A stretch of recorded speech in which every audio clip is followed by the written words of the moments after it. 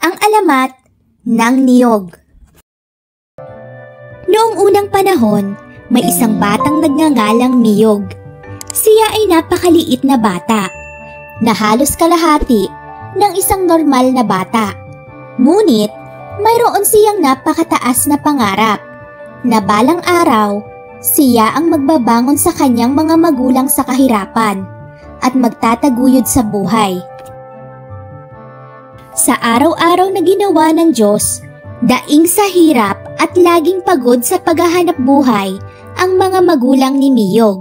Lagi niyang binabalak na tumulong, ngunit pinapagalitan lamang siya ng kanyang ama at sinasabing, "Huwag ka nang tumulong. Maliit ka.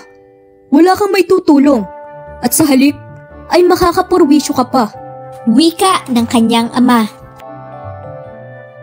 Kaya sa tuwing umaalis ng bahay ang kanyang mga magulang upang maghanap buhay, palihim na lang niyang nililinis ang kanilang tahanan at maging ang kapaligiran nito bilang tulong. Ngunit hindi ito napapansin ng kanyang mga magulang. Isang gabi, nag-usap ang mag-asawa.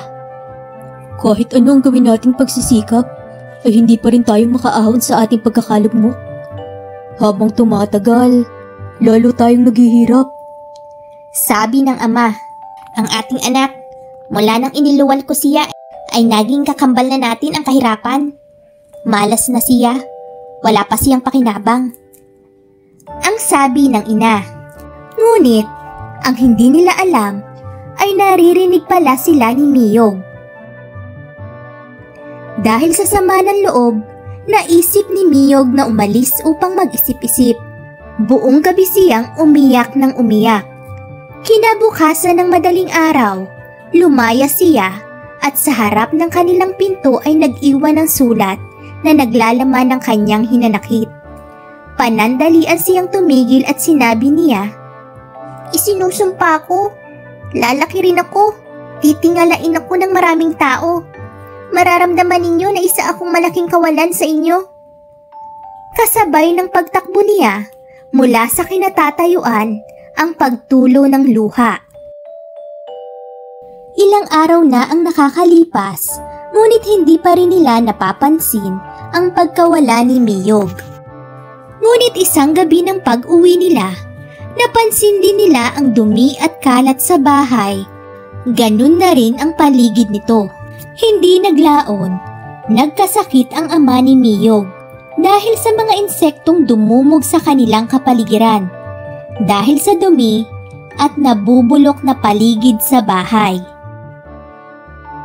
Noon nila napagtanto na wala na pala si Niyog sa kanila at siya lamang ang posibleng naglilinis ng paligid nung siya'y nandito pa. Ilang linggong hinahanap ng ina si Niyog, ngunit hindi niya ito makita. Napaupo na lamang ang ina at napapikit sa may pinto at sinabing, "Niyog, anak, kung nandito ka lang sana ay maayos ang kalagayan ng iyong ama." Pagmulat niya, nasilaw siya sa isang liwanag kasabay ng pagtubo ng isang puno na may bunga. Kasabay din ito ang pagkakakita sa sulat na ginawa ni Niyog. Habang nagtatagal ay lalong dumadami ang puno at napakinabangan ng mga tao ang lahat ng parte nito mula ugat hanggang dahon.